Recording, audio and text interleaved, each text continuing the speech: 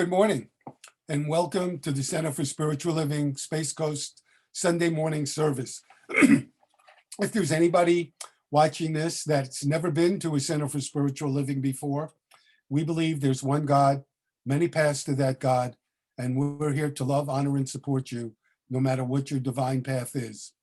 The Center for Spiritual Living Space Coast is a safe haven for people of all beliefs and lifestyles. Whoever you are and wherever you find yourself on your journey of faith, you're welcome here. My name is Reverend Dr. Ron Fox, and we're so glad that you could join us.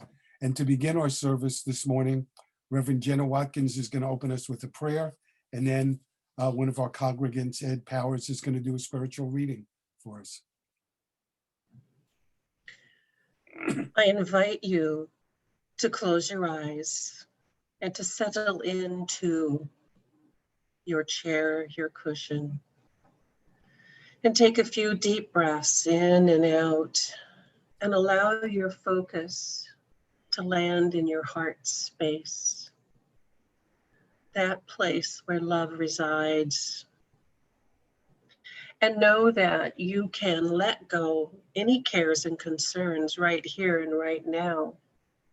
For as you place your heart with spirit, the more you seek peace in the divine, the more that peace will extinguish your cares and concerns. That love, that peace that flows from spirit through us as we recognize its presence, transforms and heals ourselves, our lives, our community, our world. For love is all there is, and it is our job to recognize it, experience it, and express it. I know that this community, whether it be online, on a video, wherever it might be, is one of love. The love that we hold in our hearts touches each and every member of our community, known and unknown. We are touched by the love. We are touched by the caring and the concern. We are touched by the support and love that we share with each other. And this love helps build this community strong, firm, growing and expanding in consciousness. And this consciousness expresses itself through each and every one of us, one of love and nurturing and wholeness. And this morning we are once again blessed with the heart and consciousness of Reverend Dr. Ron Fox. For that love of God flows through him so easily. His heart is big, it is wide, and he wraps his love around each and every one of us. And I know that his words are words of love, words of wisdom, and they touch our souls. They touch our lives. They help us transform. They help us touch that peace and love of God that resides within us always. I give thanks for today. I give thanks for everyone who makes this moment happen. And so it is. Amen. The whole world is inside me, in my perspectives, my perception, and in my heart. To find peace, I am at peace with myself first. To enjoy life, I enjoy who I am. No person, no place, and no thing has any power over me, for I am the only thinker in my mind. When I create peace, harmony, and balance in my mind, I will find it in my life. I am living my life inside the mind and heart of God. There are no mistakes here. The mind of God would not put me in a situation which would make me less. There is only gain in a world where there is only love, and God is love. Thank you, Ed. So good morning again. The title of my message today is Staying Centered. And I'm going to fess up that yesterday I said to Reverend Jenna that I've never really written a message where I knew beyond a shadow of a doubt that the old adage, you teach what you need to learn, is true. You know, I want to speak about that because this week is a week where probably we're all going to face a lot of uncertainty. You know, we have a big election coming up on Tuesday, and there's a really good chance we won't know the result of that election for a couple of days. And so the question is, how do we stay centered in that time? So I want to begin with a quote from Ernest Holmes, who said, "Since you are fundamentally a mental being, you can think yourself into being unhappy and depressed, or you can think yourself into being glad." And what that says to me is I am in control. Each and every one of us is in control of our life. So this week, we can't blame the Republicans. We can't blame the Democrats. We can't blame the media if we're walking around upset. We, you and I, have the power to control our thinking, and we have the power to control our emotions. So don't give away your power. Stay centered. Let me read another quote from Ernest Holmes, who, by the way, is the founder of the Centers for Spiritual Living. He wrote, "A change of consciousness does not come by simply willing or wishing. It's not easy to hold the mental attention to an ideal while the human experience is discordant, but it is possible. Knowing the truth is not a process of self-hypnosis, but one of a gradual unfoldment of the inner self," which is just what Ed was talking to us about. So I want to speak this one. I want to give you some ideas of what some spiritual writers have said about ways we can stay centered. And the first one I want to speak about is the late Dr. Edward Hawkins, who wrote about a concept he called letting go. And he said, you know, letting go of a weight or dropping a weight gives us a feeling of lightness and relief. And he gives an example. He says, suppose you're having an argument with somebody and the two of you are really going at it and you're angry. And all of a sudden, you realize the absurdity of what you're arguing about and you start to laugh. He said, suddenly you'd feel free and you'd feel happy. And he said, wouldn't that be great if we could feel that way anytime, any place, and in any situation?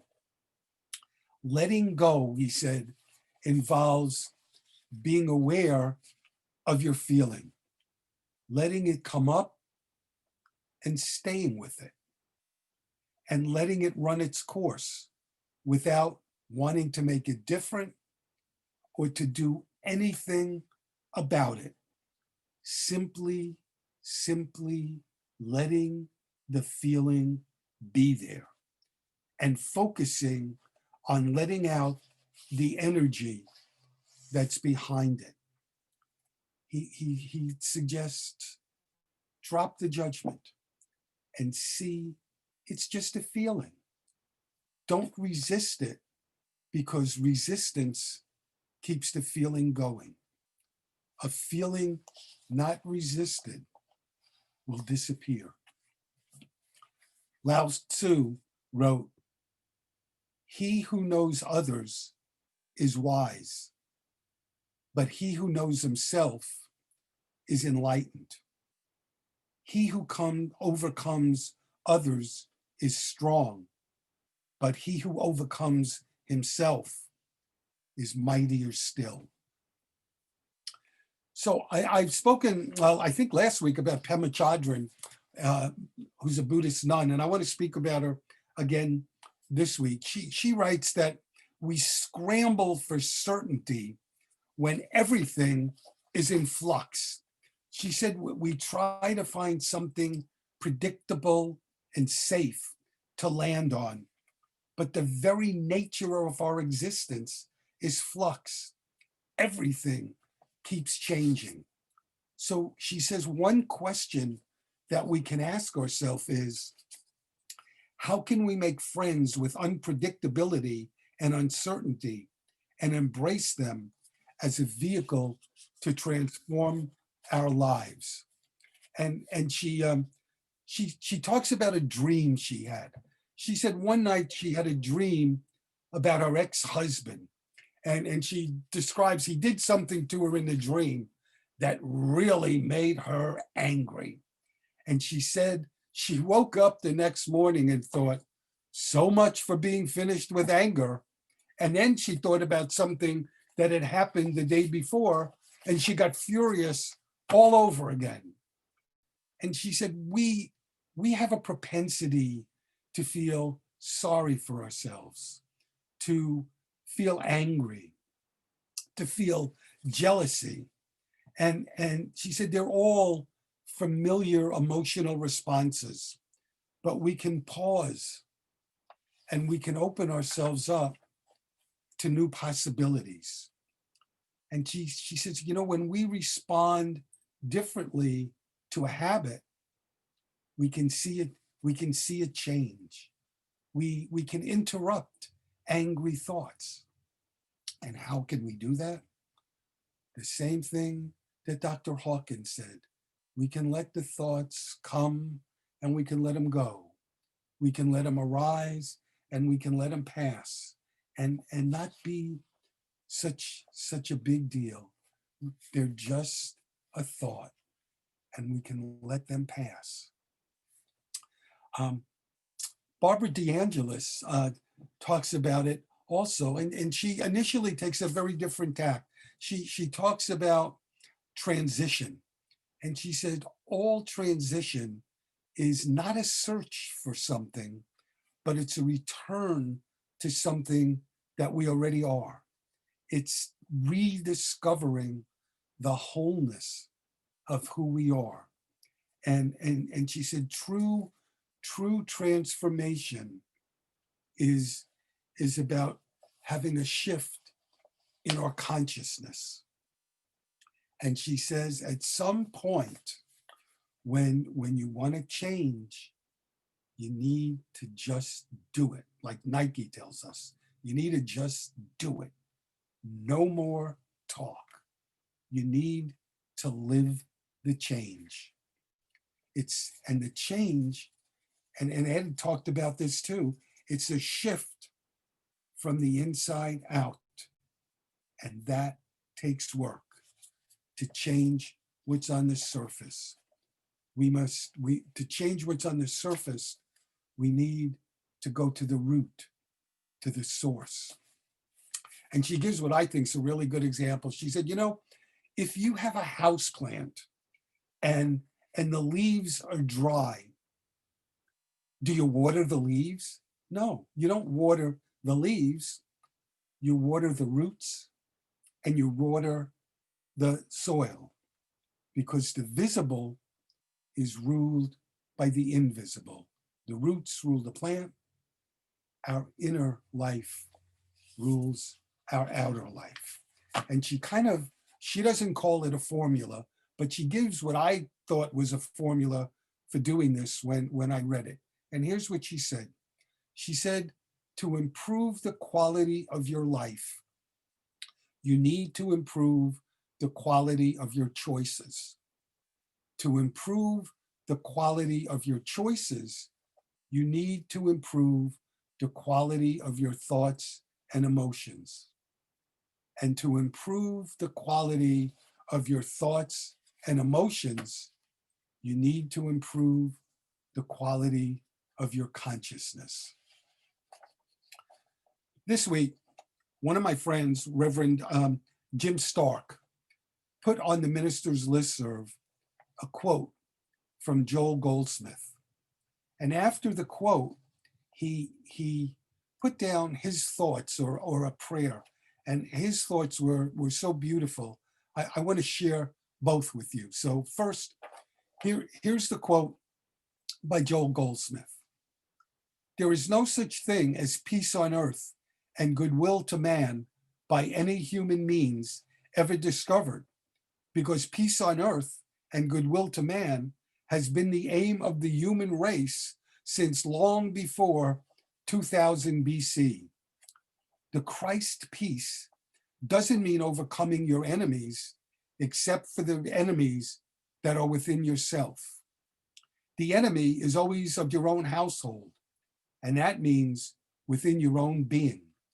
And your enemy is always a belief in two powers, a belief in two presence, a belief in two lives, a belief in duality. Ignorance, that's our enemy. And here's what Jim wrote, Reverend Jim Stark. So take a moment to just let all this sink in. Take a breath. Do whatever you must to just allow these words to settle into your consciousness. Our consciousness, my consciousness, God's consciousness. From that consciousness of oneness, know there is nothing that appears in this world that needs to be overcome. There is nothing that needs to be done or undone, only that we go within and recognize that there is that in you, in me, in every living soul, which is held in perfection and held in grace. And know that everyone and everything is unfolding in this God self in their own time, their own place, at their own speed, and their own path. Further recognize that the only peace we have is within our own self individually. When the peace in every individual Godhead is realized, so shall world peace be recognized. Until I get that, I find myself in and at the effect of appearances. So as I return to center and reunify with spirit and being in this world, but not of it, I know that I, as one individual expression of God, of the divine, am at peace right here and right now. I am grateful in this knowing and accepting of all paths, and I release this into the innocence within me, and I am at peace. Thank you, Spirit. Thank you. Thank you. And so it is. You know, Jesus' prayer in the garden, thy will be done, is a prayer of faith that spirit is there no matter what happens. We need to believe that on some level, which perhaps we can't see, things are unfolding in divine perfection, and that holiness is available to each and every one of us in every moment and in every place. So I read a couple of articles this week, one by a lady named Jennifer Moreau and one by a lady named Sandra Nebel, that talk about practical practices that we can undertake to stay centered. And I want to share 7 of them with you. And the first one is to visualize, to calm yourself down and envision the outcome that you'd like to see. See within you a friendlier situation. See yourself, visualize yourself happy, safe, and loved. Develop faith that things always turn out okay. We need to develop faith that things are going to turn out okay, even if we can't see that at the moment. Remember that the outer world is a mirror of the inner world, And when we tame our inner world, the dramas of the outer life will ebb. Now, here's one that my wife and I should post all over our house. Check the news less. Check the news less. And don't only listen to news of people you agree with. Look at people who have a different view. That way, you can gain a fresh perspective to help you understand where they're coming from. And have healthy discussions with people.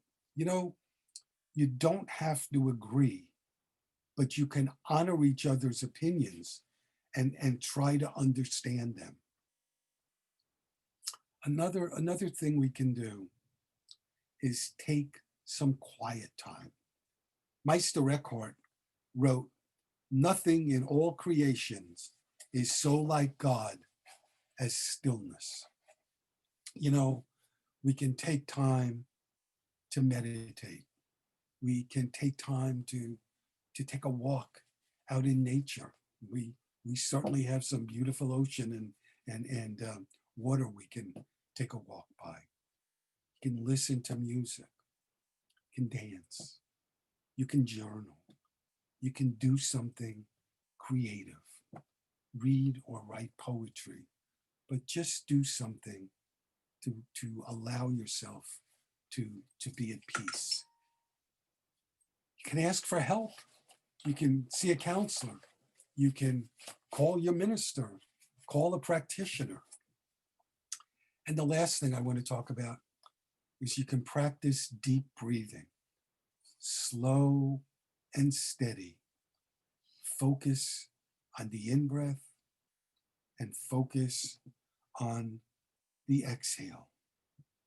When you do that, you can't focus on negativity. And remember, we can't always control what's going on, but we always can control our response. So I want to close with something from Ernest Holmes. And sometime today, I will send this to everybody on our mailing list. Ernest Holmes wrote, "When you become confused, stop and listen to your inner calm.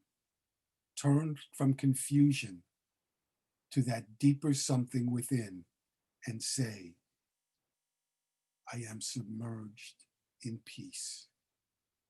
I am surrounded by peace. I am immersed in peace. There is nothing but peace. Peace, deep, calm, undisturbed." I'm going to do it one more time and do it mentally as I do it. Do it with me. I am submerged in peace.